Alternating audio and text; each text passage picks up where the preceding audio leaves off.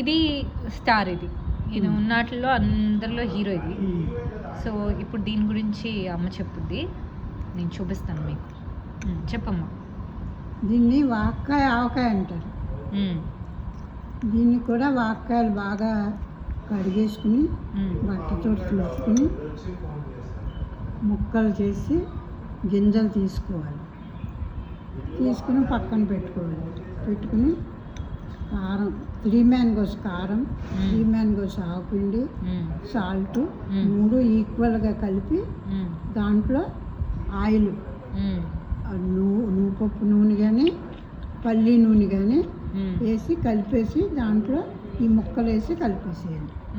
అది 2 డేస్ తర్వాత తినటానికి, అప్పుడైనా తినచ్చు, కానీ 2 డేస్ తర్వాత అయితే ఇంకా ఎక్కువ టేస్ట్ అంత మంచిగా ఉంటుంది. ఇప్పుడు ఇది ఎన్ని రోజులైంది?